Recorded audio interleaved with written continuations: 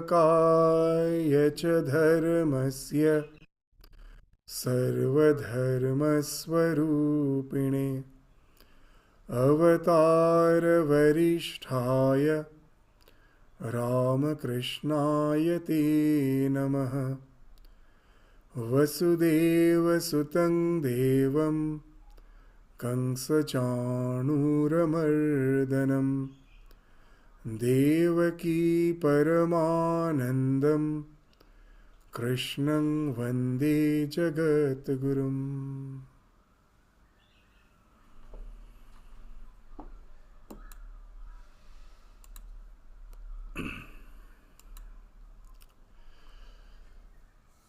So in the last class, we have started discussing on that section of the 7th chapter of Shrimad Bhagavad Gita, where we find Bhagavan Sri Krishna is expounding a beautiful truth. What is the truth? That he is present in everything in this universe. This entire universe is nothing apart from him. It is he who has been projected as the universe. To understand this concept, he started this chapter with these two ideas, that there are two components of reality. One component which you are all aware of. What's that? The world which is presented to us with our senses. All the whatever we perceive through our senses, the 5 senses, that's the world which we are aware of. That's one component of the reality. And another component of reality is what? That as a living being, as a human being, we all are aware of one fact. That whatever I perceive, whatever I feel, whatever I think, there is someone behind who is witnessing all my thoughts, all my perceptions, all my feelings, all my emotions. When I am sad, I know I am sad. When I am happy, I know I am happy. When I am seeing something, I know I am seeing something. This self-reflective awareness, that is experienced something within.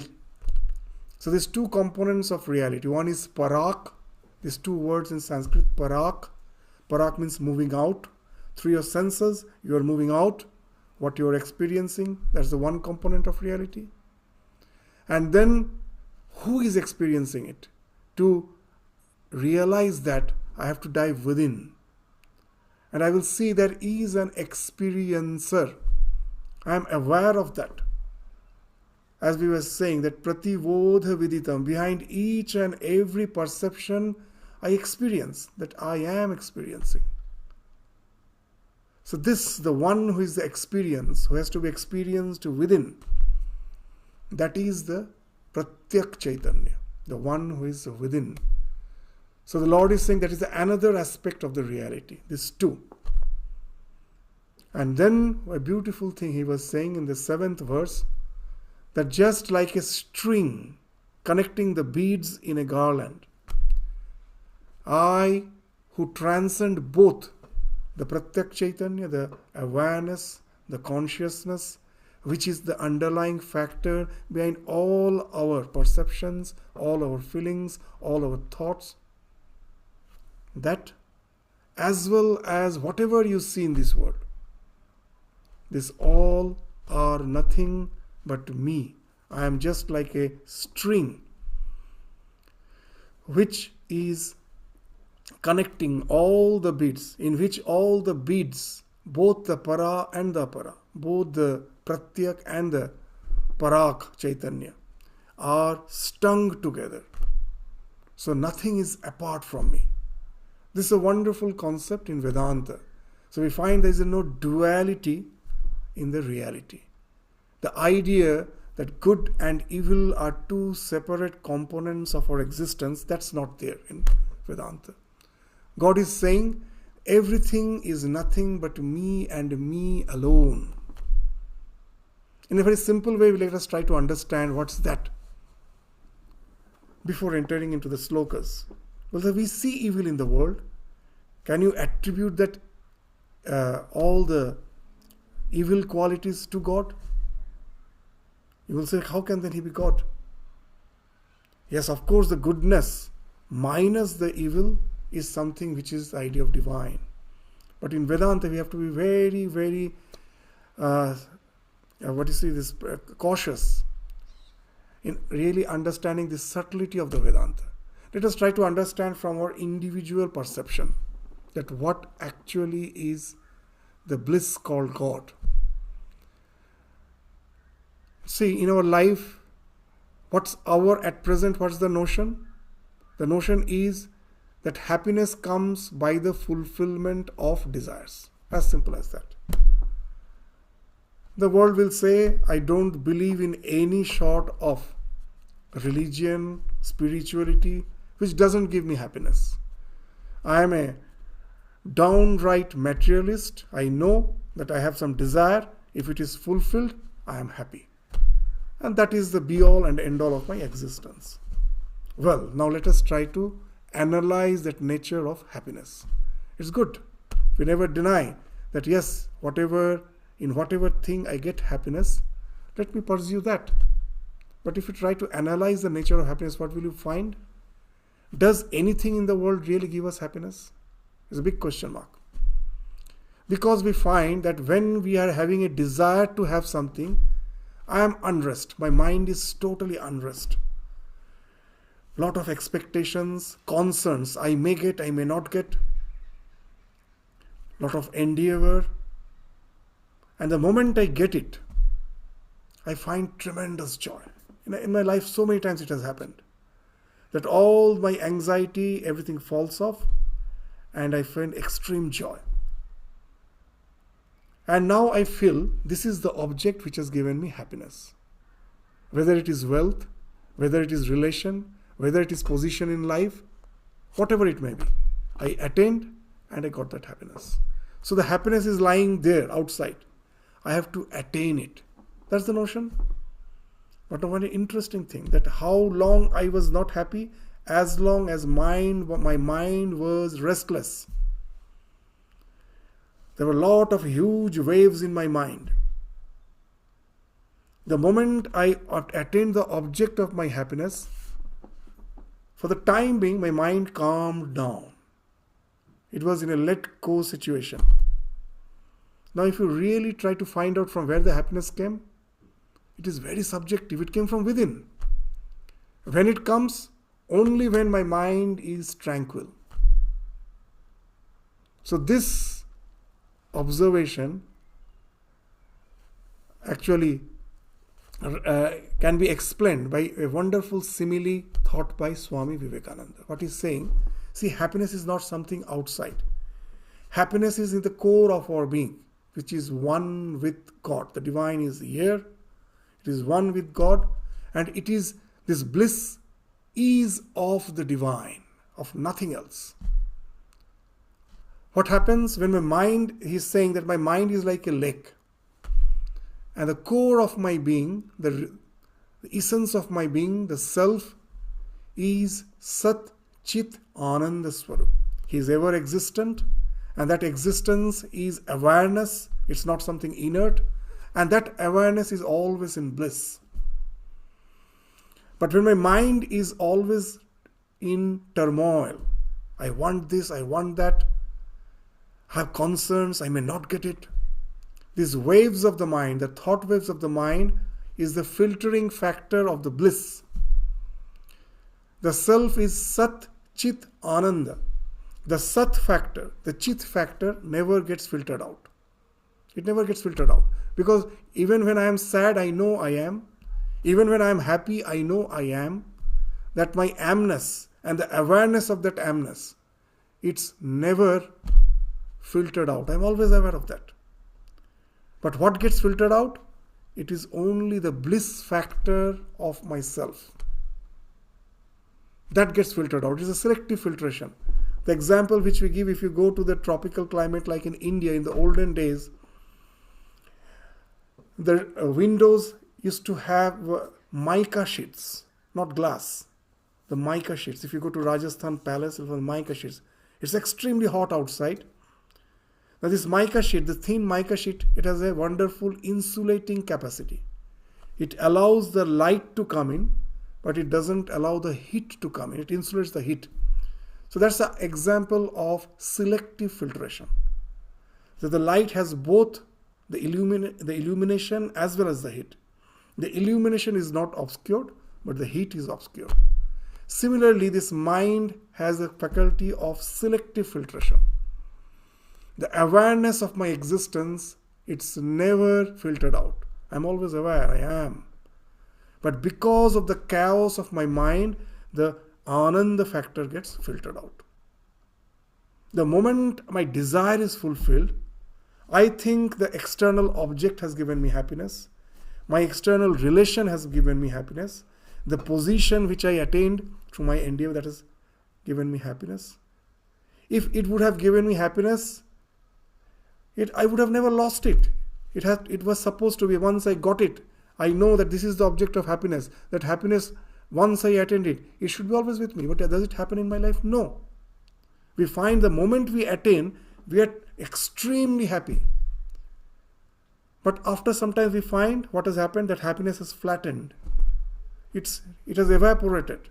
I am just the ordinary person, just going on with my life, day-to-day life.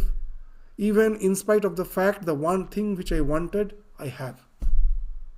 So what it speaks of, the object actually never gave you happiness.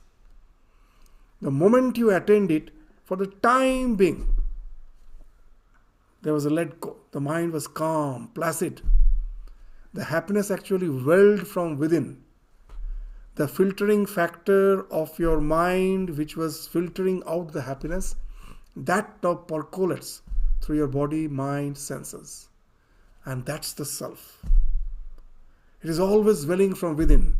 That's why Shankaracharya, in Bhagavad Gita itself, in the 2nd chapter, in his commentary, he has very strongly asserted the fact that this external world, in their happiness, gandha matram api na drishyate.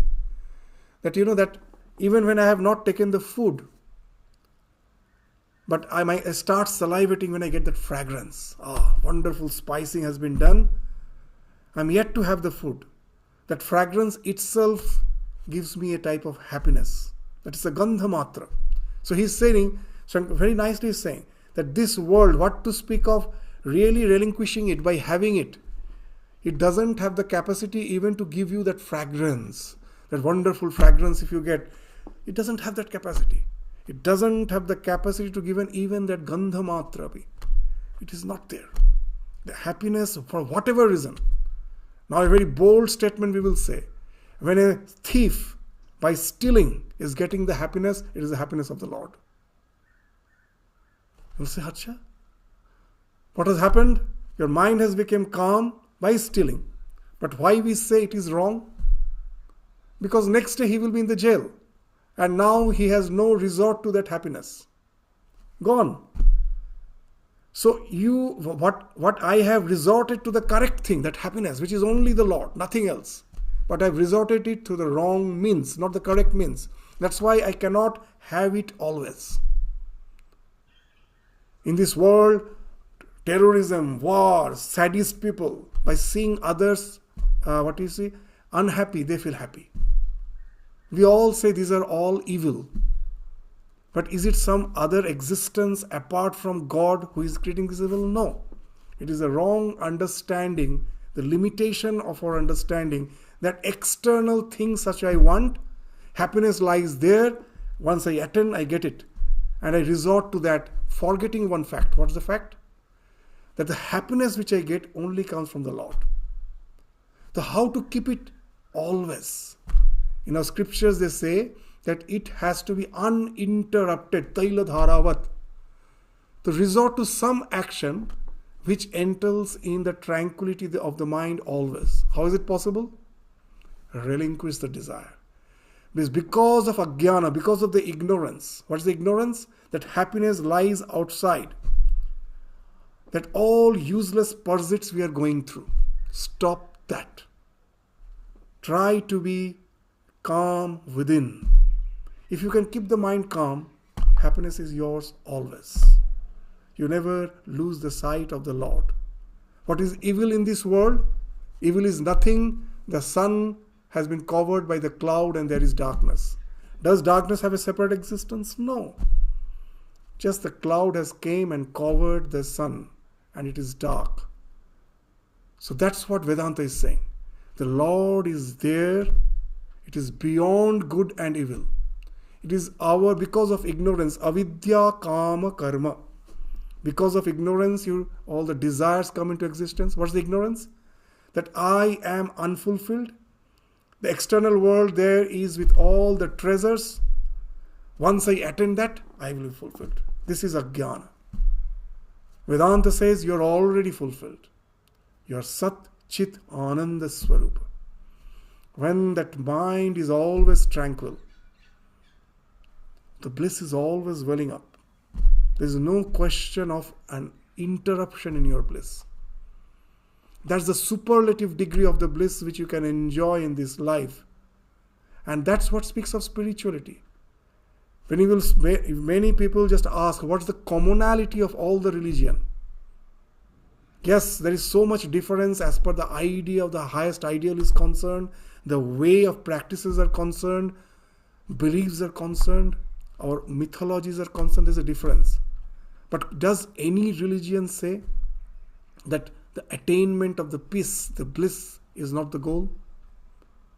Even an atheist, he will say that, yes, I don't believe in God, but I of course believe in happiness. That's what Buddha did. Buddha never started with God, he started with suffering. That in this life there is suffering, dukkha. For God, we need an assumption. We haven't seen him. We have to believe. But what Buddha did, he was the most rational man in this entire world, in the entire history. He started with something which everyone have experienced. There is no question of assumption. Is there any person who can say, I haven't experienced dukkha in life? Dukkha is there. And the second noble truth is wonderful. Why the dukkha? The cause, like a doctor is first diagnosing the cause of that suffering. Tanha. That everything in this life is flowing, nothing is permanent. We are trying to grasp it. That's the cause of dukkha. Is there a way out? That when I go to the doctor after diagnosis, doctor says you have such and such health issues. Then what will be my next question? Is there any cure? That's the question will be. So here also Buddha, after diagnosing, now naturally the question comes, is there any way out? So the third Arya Satya is the assurance. Yes, there is a way out. There is a way out from dukkha. And then he's giving the prescription in the 4th verse, the 8-fold path. There's a prescription. And again, if you go to the 8-fold path, what it is speaking of? Detach, renounce this eternal chase for the sunset world. Go to the words of Jesus. A rich man is in search of bliss. Jesus says, distribute all your wealth to the poor and follow me. And he gets rejected. He lives what sort of thing he's saying. Will you get any scripture where this idea is not there? So now you will find what the Lord is saying, that I am something beyond good and evil. I am that conscious principle which is making us chase after it. Our condition is just like the deer, the masked deer, that it is having a mask in its navel and it doesn't know the source of its fragrance. It's running hither and thither. It gets totally exhausted when it is running. And it dies in the search of the fragrance which was with it. It dies at last. So that's our condition. The source of the bliss is within us. We are just running out in search of it. So here the Lord, by saying that I am everything, but you don't experience it because of the avidya, ignorance. Constantly thinking that the parak, the external component of the reality, is something which is not me, I have to attain that, I have to grab it. All the dukkha is coming. So to deify the world, so that we see the Lord in each and everything, and that helps us to sublimate our emotions. These ideas are wonderful. Why he's saying that Lord is in everything? What difference it makes? If I see the world as a world, and if I see the world as the Lord, what difference it makes? It makes a lot of difference. A devotion factor comes into existence. And we don't have to force get rid of our attachments. Sometimes we find in our life that I am so much obsessed with certain thing which is the cause of all my suffering, but I cannot get rid of it. I cannot get rid of it. That they have, as if I was trying to grab them, and at last they have grabbed me. All the desires have grabbed me. I cannot get rid of them. So I cannot force myself out from all those obsessions. Even in modern psychology, they say it is not possible. They say the biggest paradox is what? Suppose the one who is addicted to smoking, when he is constantly in his mind thinking, I have to quit smoking, he is constantly thinking of smoking alone, nothing else. And that's making him again and again more addicted to what he is doing. So what's the way out? I have to distract my mind in some other productive way of life. They will say, do you have interest in gardening? Do you have interest in music? Do you have interest in painting? Try to spend more time in that. When your mind is in that, your mind automatically falls off from your urge for smoking, and then what happens? Gradually, you will get rid of it. So it cannot, just by taking the resolution, I won't smoke, you are actually making it more strong. You have to totally forget about it.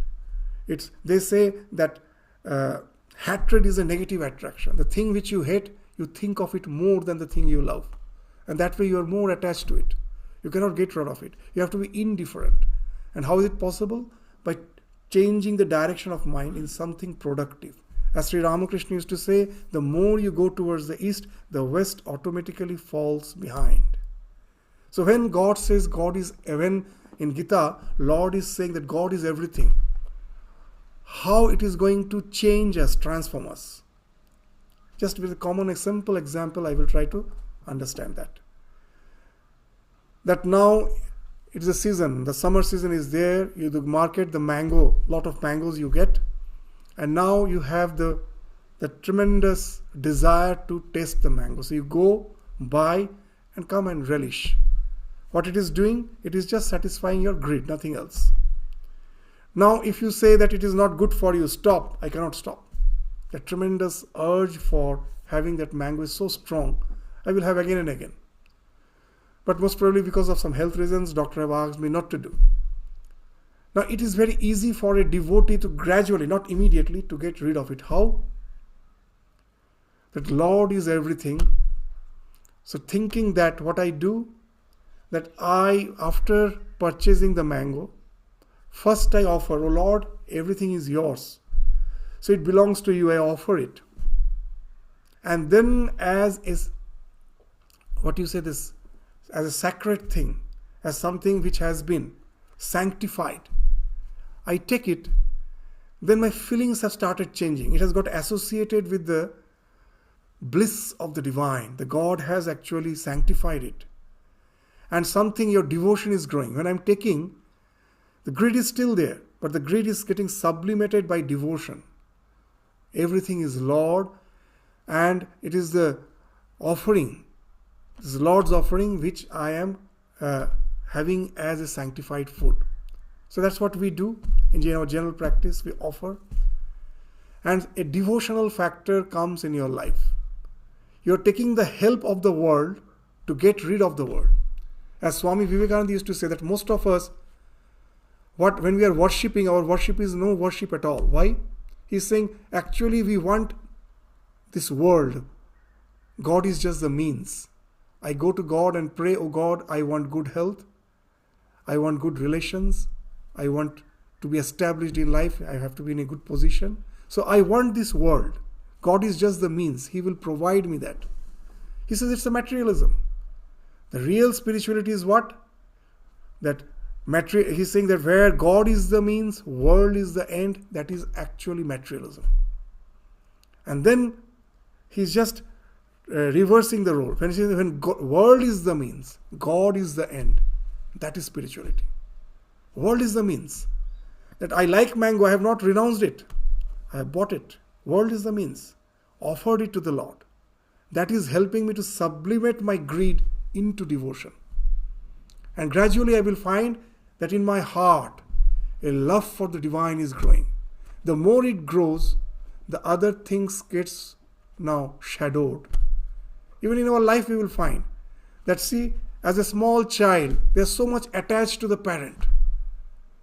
The parent also feels the child knows nothing apart from me. But you know, the biggest challenge of parenthood is what? We all have experienced that. That as they start growing, that love now gets dissipated. Now it finds his friends are something more important than you. Isn't it? It happens. Friends.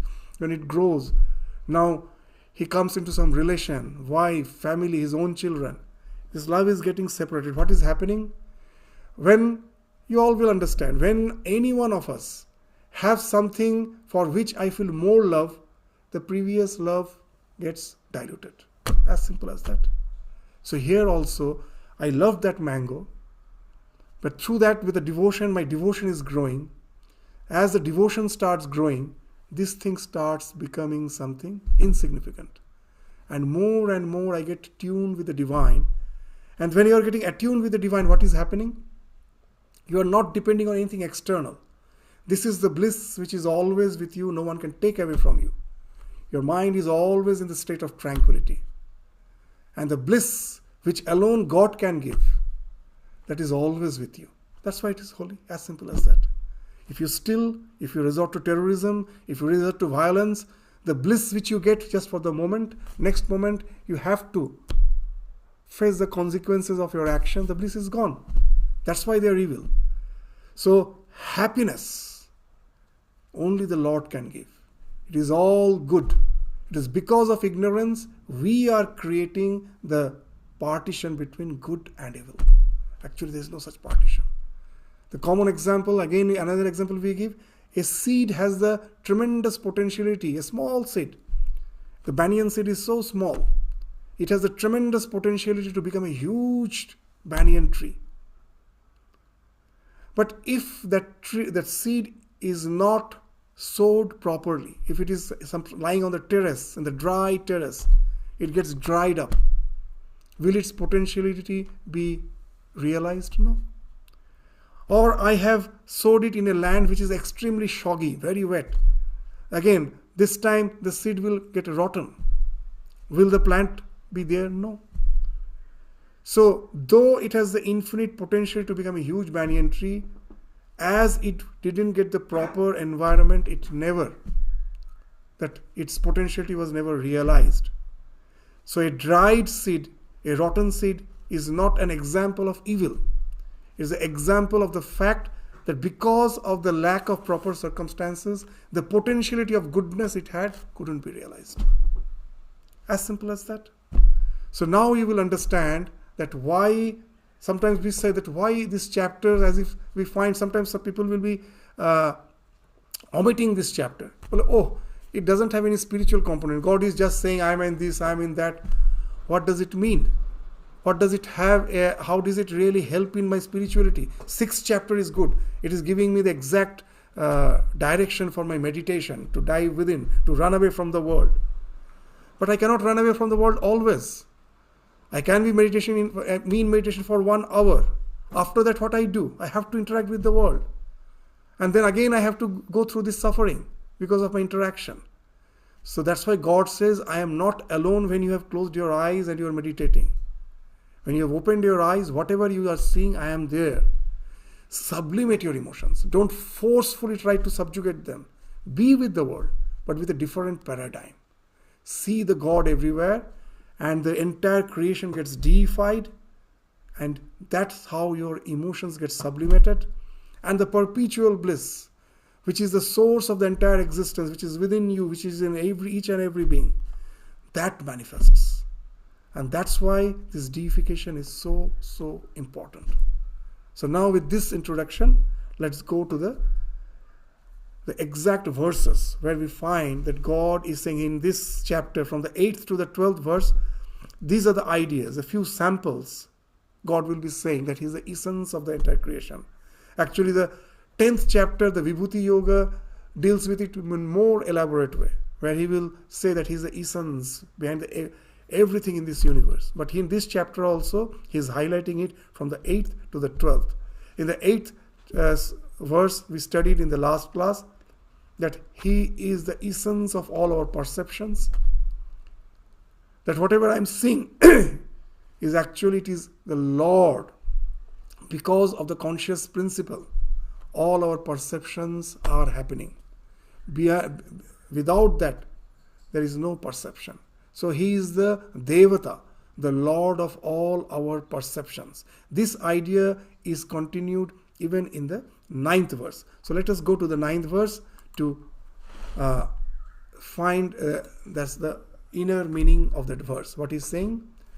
Punya gandha prithivyancha tejas chashmi vibhavaso jivanam sarva bhuteshu tapas chashmi tapasvishu.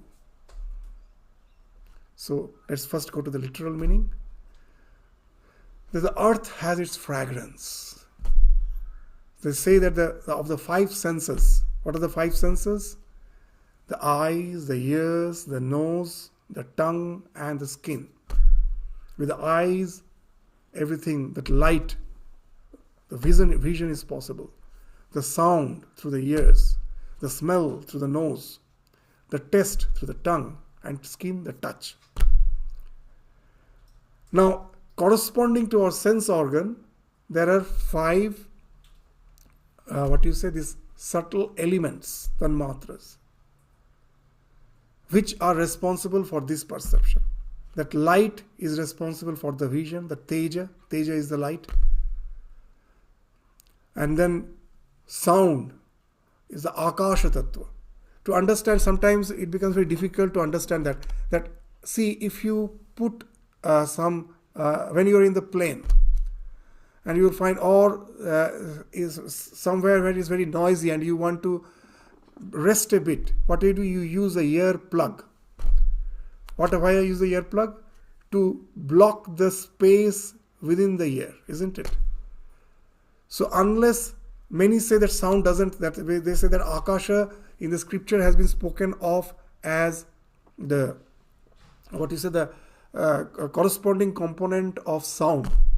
But does sound travel through space? No. You need a medium. There has to be an atmosphere. If there is no atmosphere, the sound doesn't travel. If you're in space where there is no atmosphere, if you've been speaking, you cannot hear. The sound doesn't travel. But in scriptures, they are saying that the sound, it is the space which is the component of hearing. So what it actually means, the immediate component for our perceptions. Just see, when I have to hear, what has to happen? My eardrum has to vibrate. And if there is no space, it cannot vibrate. If I block it, there cannot be vibration. So the immediate reason for hearing is space. They say for taste, it is water. Again, you will find an immediate cause. If my tongue is dry, if it doesn't salivate, or even if you have any food, you cannot taste. It is because of the saliva I get the taste. If the tongue is dry, you can never taste. The saliva, that's the fluid thing. The water, apa, is related to the taste. Light for seeing. That we need not have to explain. We know that unless there is light, I cannot see. And then smell, for smell, they say the Prithivi, the earth, the component, the solid, anything which is solid, matter, that is responsible. Light is not solid, sound is not solid. And even for taste, that liquid, the saliva is a liquid, but for smelling, they say we need Prithivi. This, what happens, even when you are getting the fragrance of the flower, from where it is coming? It is the pollens which has been spread out in the atmosphere. that pollens have entered your ears, and then only you can have the fragrance. So it is not visible, but it is the earth particle. From where the pollens came? The flower plant is growing from the soil. All the nutrients it has gathered from the soil, it has grown and into the entire tree, and at last the flower has bloomed. From that the pollen, that's all the nutrients which has gathered from the soil, from nowhere else. That at last find expression as the pollen which has been spread out. That enters your nose. Then only you have smell. So for smell, you have to have the solid component. That's why it is saying smell is related to the Prithvi. And for touch, they say ear. You will say how? So even in modern science, they will say that it is actually the bionic movement, that when the skin is touched by anything, either by ear or by someone else touching me, it is not the touch which we experience. So in the subcutaneous level layer, there is some space. What is this? It's not space. It is some hair. This hair, the hairs also. When you are growing, you will find that when in winter the hairs become stiff, when the skin has to contract and it has to expand. So with the contraction and expansion, what happens? The hair, the hair within the subcutaneous level, that is actually like moving. That just you will understand in a simple example. That in a hot sultry day when there is no wind, do I have any sensation of wind? No. From where I get a sense of wind? The moment there is a difference in the pressure. Because of tremendous temperature, the air pressure has reduced. So from the ocean where the air density is more, that comes in. So if you're residing in a seashore, you will find. That's why in the summer season, people go to the sea beach. Why? There you get this soft breeze blowing. That's the thing which helps you to get rid of the heat. What happens? Because of tremendous heat, the land gets heated more quickly than the water. These are the very basic science we have studied. As a result, the density of air over the land is now very thin compared to the density of air over the water. It starts blowing. And then we find that breeze is coming. So now you will understand that how the touch, and from how do you feel that breeze? By touch. So the basic component of touch is ear. So unless there is ear, you cannot feel the touch. So in a very basic way, we can understand this. And that's being explained, that here he's saying that I am the earth component for the smell. This punya gandha prithivyancha. That for gandha, for the smell, prithivi, the earth component, the solid component. I am that. And then tejas chashmi vibhavasa, that I am the light of all the illuminating body, the sun, the moon. Behind that I am the light. And then jivanang sarva bhuteshu, I am the life in all the living beings. Tapas chashmi tapasvishu, and those who are doing austerity, I am the tapas. I am the austerity of the austere. Now these things, sometimes we feel it's more poetical, as if it doesn't have as such very philosophical intonations. It doesn't have. It's just poetical. To say that everything he's saying. But if we really try to understand them between the lines, you'll find a wonderful meaning. When he's saying, Jivanang sarva bhuteshu, I am the life in all beings. What he's saying? How the life originates. As per Vedanta, the conscious principle alone is somehow, because of ignorance, it is projected as the mind and the body. And then the conscious principle gets reflected in the mind and body. And this conscious principle now gets identified with the reflection. Sun falling on the waves of the water. There is one sun. And in the ocean you see thousands of waves. We see thousands of waves. One sun appears as thousands of suns if I see the reflection of the sun in each of the waves. There are so many suns, isn't it? And the sun, which is a spherical body, appears to be oblong, as if its shape has changed because of the wave. When it is moving with the reflection is moving with the wave, it appears oblong, as if it got deformed But actually, has the sun got deformed? No. Sun is as it is. But when I get identified with the reflection, what it appears? It appears to be deformed. It appears to be many. There are so many sun, each reflection. So the one Lord is appearing as many because because of ignorance, the conscious principle is getting reflected in this body-mind complex, which is like a wave, a single wave. There are thousands of such waves. And each wave is thinking, I am the sun, seeing its own reflection. The example which we give again and again, it's just like the echo. Suppose I'm standing in front of a mountain and I shout out my name. And I feel someone is calling me from the mountain. That's the echo, isn't it? So that has happened. The self is asserting continuously, I am eternal. There is no annihilation for me. I was, I am, I will be. And that also having an eternal present. The question of time comes only when there is a transformation. If there is no transformation, the time stops. So the Lord has no transformation. The ultimate conscious principle has no transformation. So it's the eternal present. I cannot say that in the past he was, in the present he is, in the future he will be. Because with that we again have the concept of time. At the best we can say he is in eternal present. So that's what the Lord is, and he is asserting that. I am eternal present. And I am ever fulfilled. I have nothing to gain from anything external because there is nothing apart from me. So I am ever fulfilled. Now this two words of the Lord as if is echoing from the body-mind self. The reflection of the self in the body-mind complex. From there the echo is coming. And the self feels it is the reflection which is saying that. It is actually the echo. It is saying, I am ever fulfilled, I am eternal. Now the chase for eternity and fulfillment starts with this ignorance. Even in a microbe, in a small microbe, you cannot see it with your naked eyes. You are seeing through a microscope. What do you see? That the microbes are moving randomly and you give a small drop of nutrient in the center of the petri dish and immediately they gather direction. They are moving towards it. In place of nutrient, if I give some toxin, they will immediately run away from it. I can see it through the microscope. So what has happened?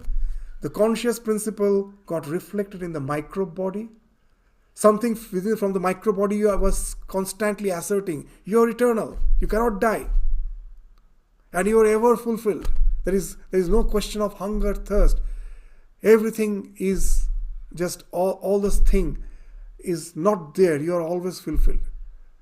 But I find no. The moment I get identified with the body cannot be eternal. It has some favorable circumstances which sustains it. It has some unfavorable circumstances which kills it, or which is a cause of its weakness and at last death, decay and death. So what? But someone within me is saying, no, you're eternal. Because of ignorance, now I try to realize that eternity through that body-mind complex. The microbe is also trying that. No one wants to die. The microbe is in eternal chase of eternity. So if there is a little more light and heat, it runs away. Suppose in the water, the microbes are there, you are seeing, and you just apply more heat there, focus the heat there. You would say they're trying to run away from that. The moment there is a change in stimuli which actually can result in the destruction of that physical body, it runs away. If you give nutrient, it is moving towards it. So in the scriptures they say very nicely, because of ajnana, because of ignorance, the ego develops. I am this body-mind complex. The moment it develops, it finds expressions in three main type of motivations. And what are the three motivations? Raga, Dvesha, Abhinivesha. Raga means attachment. Anything which is favorable, I get drawn towards it.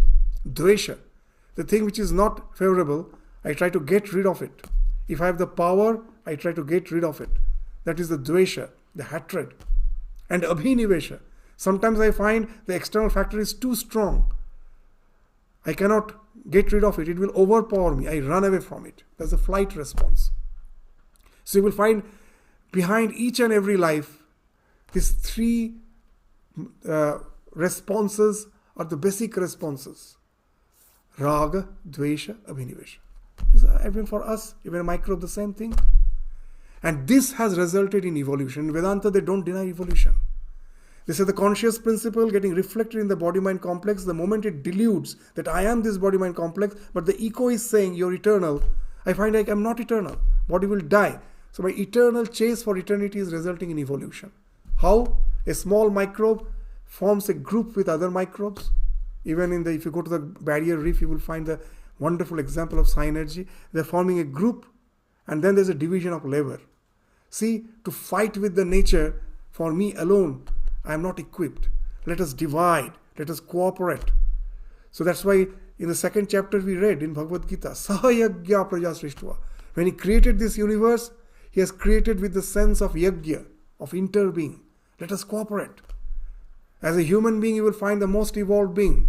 Such a wonderful thing. Trillions of cells are there. All are cooperating with each other. The heart cells are there doing a specific function. I will circulate the nutrients, the oxygen in the body. The stomach cells are there for the digesting the food. It's not that just single cell is doing everything. They have divided. Why? So that I can fight with the nature in a much better way. So that the echo of eternity which is coming from within, from the pratyak, that can be realized. Have we realized it? We can never. Because out of ignorance, what has happened? We are trying to chase the shadow, nothing else. But as a human being, the Lord has given us that faculty. That we are, as a human being, we are all blessed. What's the faculty? We can somehow decode this, the hidden truth behind this existence. That after all, I am eternal. As I got deluded, thinking my reflection to be me, and hearing the echo coming from there of which was speaking of eternity, and my eternal chase for eternity through the body-mind complex was a product of delusion which has resulted in the entire evolution. So, in Vedanta they do believe in evolution, but that evolution is a product of ignorance, nothing else. As a human being, I have the faculty. The first component of spirituality is, yes, there is no need for me to realize eternity. There is no need for me to realize fulfillment by the satisfaction of desires. No need. I'm already fulfilled. I'm already eternal. I just have to stop chasing the shadow. I am not it. So the first component of any religion, again another commonality, renunciation. Do you speak, is there any religion which says just go and enjoy the world? No. Renounce. Detach. Because you're already fulfilled. This is detachment. So now, when the Lord is saying, Jivanam sarva bhuteshu, and the life, because of that ignorance, the life started. And it is chasing us through the entire process of evolution. Who is doing that? The Lord sitting within. Nothing else, isn't it? It's the Lord who is doing it. It's the Lord sitting because of ignorance. It's the Lord who is saying, I am eternal, I am ever fulfilled. Who is saying that? That is the Jivana. That is making us to chase after this eternity. And that has resulted in all the entire process of evolution. So whatever life form you see, from microbe to human being, what's the motivation factor behind that? That I have to experience eternity and fulfillment through life. That's the thing. From where it is coming? From the Lord. The Lord who is always saying, I am eternal, I am fulfilled. Because of ignorance, I have associated with the body-mind complex. So but the original source is the Lord, who is constantly asserting the fact that He is eternal, He is ever fulfilled. So that's why first this Jivanam sarva bhuteshu means that I am the life and onto existence. And then tapaschasmi tapasvisu. Very interesting. What is tapaschasmi tapasvisu? As a human being, no other creature does tapas, austerity. Will a lion do austerity? Will that lion has just some food is behind it? No, I am a brahmachari. Now I have, today it's Ekadashi for me, I won't fast. No one. The idea of tapas is only in a human being. From where it comes? This idea that I am already fulfilled, but because of my ignorance, this eternal chase for enjoying something external, that has become an obsession for me. Now I understand that I am already eternal. But this obsession is not allowing me to be calm. It is constantly dragging me. Just like as we were saying, just as an addict person knows that the addiction is harming, but it cannot leave its addiction. So the way there's a constant fight between the Mahut Narayan and the elephant Narayan. This is a wonderful story that the Mahut is sitting, that the one who is the caretaker of the elephant is sitting on the top of the elephant, and the elephant has gone mad. So it is chasing. If this Ramakrishna's wonderful that analogy is there, and he is shouting, "Run away, run away!" The elephant has got mad. Actually, that's our condition. The Mahut is constantly saying, our intellect is saying, "Oh no, don't chase after the sense organs." But the elephant is our emotions. It's mad. It has gone mad. It is simply running. So that's why they are saying that tapas chashmi tapas. As a human being, when you have realized that, the question of tapas comes here. That I have to bridle my sense gradually, through all the means of subjugation and sublimation. Gradually I have to do that. So again, who is the source of that? Same Lord. He is playing. Swami Vivekananda gives a wonderful example. That Lord is ever fulfilled. Then what's the need for this creation? He says a very interesting thing. See, with your eyes you can see everything. But can you see your own face? You cannot see your own face. To see your face, you need a mirror. God, to realize His eternity, to realize His full, that He is ever existent, He is ever fulfilled. To realize that, He also needs a mirror. The entire creation is nothing but the mirror. All the lower forms of existence are like a very poor mirror. So if I want to see my own face reflection, I go to near a pond which is very muddy. So I see the outline. I am not satisfied. I cannot see the exact face. So now I am in search, I am in chase of some much clearer thing. Then I find a reservoir which is having clear water. And I see much clearer reflection. Still I am not satisfied. I find a shining metal. It's much better. Then at last I find a mirror that is full of dust on it. So again I am not satisfied. I clean the mirror. Now I am satisfied. I see myself face to face. So the entire creation is that. Lord is ever existent. He is ever blissful. But to realize His eternity, He has created this creation. As going through that process of ignorance, at last to get that illumination as a human being, to realize that I am one with God. That's why even in the Bible you will say, God made humans in His own, in the image. He has made in His own image. So why? Because as a human, we have that capacity. We have that capacity to realize the divine within us by segregating our attachment from the world, constantly asserting to the fact that I am the conscious principle. I have nothing to do with the world. And that speaks of the tapas, the tremendous renunciation that comes from that realization. So from where it is coming? From the Lord. He is playing through His entire process. So that's what is spoken of in this verse. So we could have continued, another 5 minutes is there, but if we go to the next verse, it will take long time. We stop our discussion today. We will again continue from the 10th verse in the next class. So this is our discussion. Thank you all. Namaskar.